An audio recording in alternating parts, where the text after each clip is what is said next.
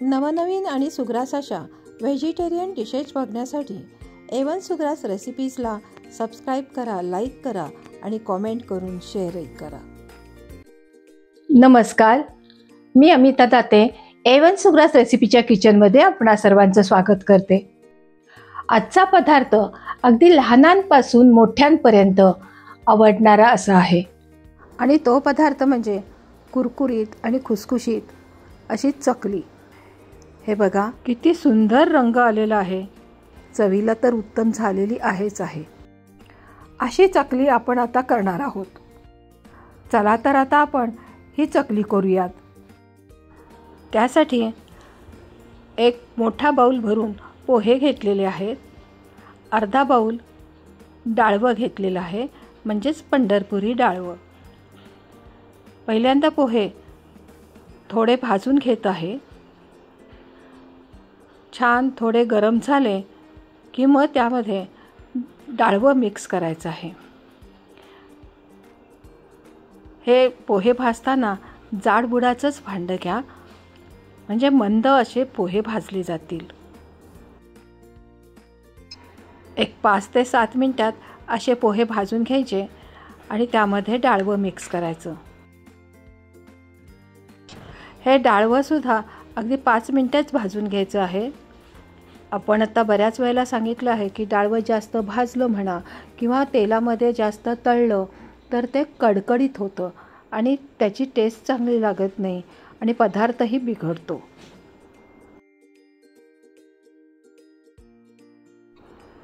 पोहे आणि डाळवं बऱ्यापैकी भाजून झालेलं आहे. आता ते थंड व्हायला थोडा वेळ बाजूला ठेवूयात. आता आपण चकलीमध्ये जे मसाले घेणार आहोत त्याची तयारी करत आहोत. हे पांढरे तीळ 2 चमचे घेतलेले आहेत. ओवा 2 चमचे घेतलेला आहे. भाजलेल्या जिऱ्याची पूड 1 चमचा, भाजलेल्या धन्याची पूड 2 चमचे, चवीनुसार मीठ, 3 चमचे तेलाचं मोहन करण्यासाठी तेल, 2 चमचे लाल तिखट, पाव चमचा हळद आणि थोडासा हिंग असं साहित्य घेतलेलं आहे. डाळवं आणि पोहे गार झालेले आहेत. आता ते मिक्सरमधून अगदी बारीक पीठ करून घ्यायचं आणि ते चाळून घेत आहे. म्हणजे चकलीमध्ये कोणतेही बारीक कडकडीत असे कण लागणार नाहीत. चाळून झाल्यानंतर त्यामध्ये 1.5 बाऊल हे तांदूळ पिठी घेतलेली आहे. त्यामध्ये आपण घेतलेले सर्व मसाले घालून घेतलेले आहेत आणि ओवा मात्र हातावरती थोडासा चोळून घालायचा आहे, म्हणजे ओव्याचा वास सगळीकडे लागला जाईल. इथं तुम्हाला चकलीचा रंग थोडासा लालसर नको असेल तर साधं तिखट थोडंसं कमी वापरलं तरी चालेल. हे पीठ मळण्यासाठी मी 3 बाऊल पाणी गरम करून घेणार आहे. पातेल्यात मी पहिले 2 बाऊल पाणी घेतलेलं आहे आणि हे 1 बाऊल असे 3 बाऊल पाणी गरम करून घेत आहे. हे सगळं पीठ आणि मसाले एकत्र करून घेत आहोत आणि त्यामध्ये कडकडीत 3 चमचे तेलाचं मोहन घालत आहे.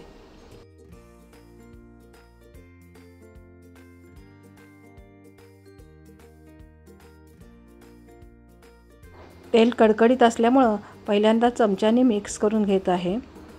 नंतर हे सगळं तेल शेवटच्या पिठाच्या कणाला लागेपर्यंत आपण हाताने चोळून घ्यायचं आहे. एकीकडं पाणी गरम करायला ठेवलेलं आहे. आता हे तेल आणि पीठ सगळं एकत्र करून झालेलं आहे. गरम पाण्यामध्ये पीठ मळायला घेऊयात. तुम्ही अजून A1 सुग्रास रेसिपीजला सबस्क्राईब केलं नसेल तर सबस्क्राईब करा आणि शेजारील बेल आयकॉनचं बटन दाबा, म्हणजे सर्वप्रथम नोटिफिकेशन तुम्हाला येईल. त्याचबरोबर रेसिपीला लाईक करून रेसिपी शेअरही करा. पहिल्यांदा ह्यातलं निम्मं पाणी घालून मी हे पीठ मळून घेत आहे. हे पाणी आपण ज्या बाऊलनी तांदूळ पिठी, पोहे आणि डाळवं घेतलेलं होतं त्या बाऊलनीच घेतलेलं आहे. तांदूळ पिठीचं प्रमाण 1.5 बाऊल झालेलं आहे. तसंच पोहे आणि डाळवं हे मिळून प्रमाण 1.5 बाऊल झालेलं आहे. म्हणजेच एकंदरीत सगळं प्रमाण 3 बाऊल झालेलं आहे. म्हणून आपण इथं 3 बाऊल पाणी वापरलेलं आहे. आता उरलेलं सगळं पाणी घालून हे पीठ मळून घेऊयात.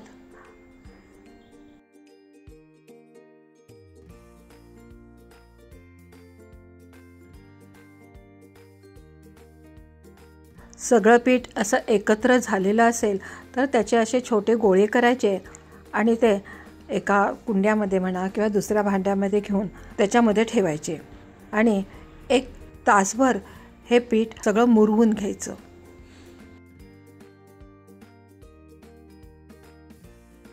एका तासानंतर आपण चकलीचं पीठ मळायला घेत आहोत.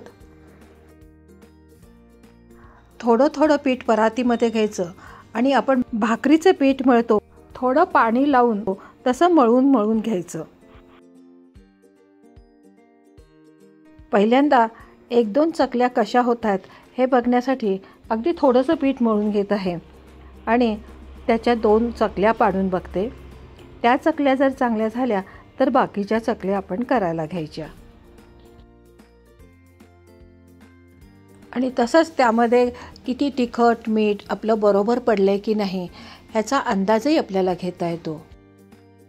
काय होतं, आम्ही जे व्हिडिओमध्ये दाखवतो ते आमच्या चवीचं तिखट मीठ असतं, परंतु तुम्हाला त्याच्यामध्ये एखाद्या वेळा थोडंसं मीठ जास्त लागतं, एखाद्या वेळा तिखट जास्त लागतं किंवा मी दाखवलेलं आहे त्याच्यामध्ये थोडंसं कमी पण मीठ आणि तिखट लागू शकतं. तसं तुमच्या चवीप्रमाणे तुम्ही करण्यासाठी पहिल्यांदा 2 चकल्या तळून घ्यायच्या. सगळे मसाले चकलीला बरोबर लागले की नाहीत ह्याचा अंदाज घ्यायचा आणि मग बाकीच्या चकल्या पाडायच्या. सोऱ्याला आतून सगळीकडनं तेल लावून घेतलेलं आहे आणि मग त्यामध्ये आपण पिठाचा जो गोळा करून घेतलेला आहे तो घालायचा आणि चकली पाडायला सुरुवात करायची.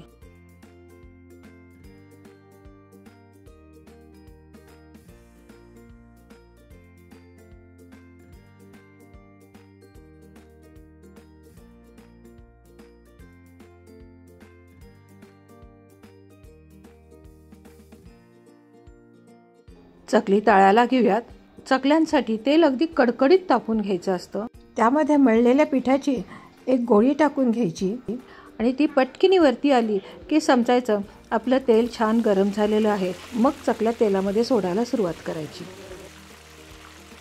इथं आपली चकली छान झालेली आहे असं दिसून येत आहे.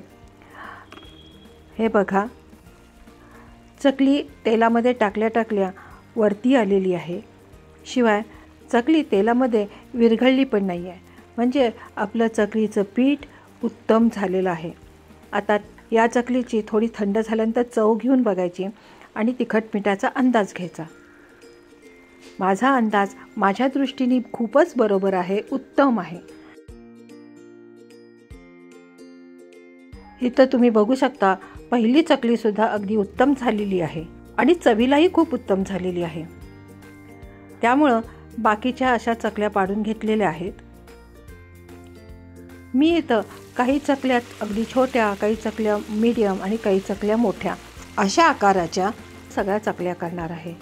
म्हणजे ज्यांना ज्या प्रकारची चकली पाहिजे असेल ते ती चकली घेऊन खाऊ शकतात.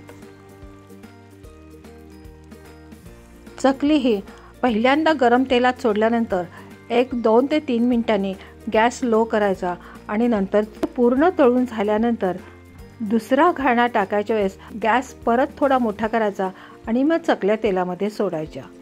असं हे प्रत्येक घाण्याच्या वेळेस करावं लागतं. चकली तळण्यासाठी थोडा वेळ जास्त लागतो, तसा तो वेळ चकलीला द्यावाही लागतो. त्यामुळे चकली तळताना घाई करू नका. माझा जो सोऱ्या आहे त्याच्या चकलीची चकती ही थोडी बारीक आहे, त्यामुळं ह्या चकल्या थोड्याशा जाडीला कमी दिसत आहेत. चकली पूर्ण तळून झाल्यानंतर ती तेलामध्ये छान निथळून घ्यायची आणि तेलातून बाहेर काढून ठेवतो तेव्हा एका ताटामध्ये, एका कुंड्यामध्ये खालती पेपर, टिश्यू पेपर काही घालायचं आणि त्यावरती चकल्या ठेवायच्या. म्हणजे चकलीमध्ये थोडं जरी तेल उरलं असेल तर ते सगळं निथळलं जातं आणि अगदी चकली संपेपर्यंत ह्या चकलीला तेलाचा वास राहत नाही.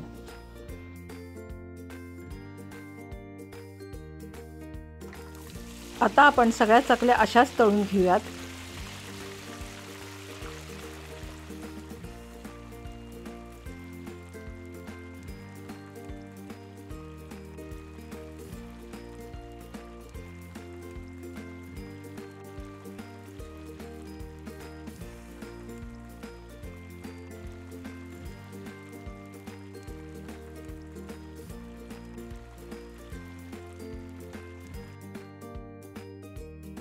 अशा या A1 सुग्रास रेसिपीच्या अगदी मस्त म्हणजे मस्तच खुसखुशीत कुरकुरीत अशा तांदळाच्या पिठाच्या चकल्या. सोऱ्यामध्ये शेवटी थोडं पीठ उरतं, त्याच्या अशा चकलीच्या स्टिक्स करून घ्यायच्या. मजा येते खायला. इथं बघा,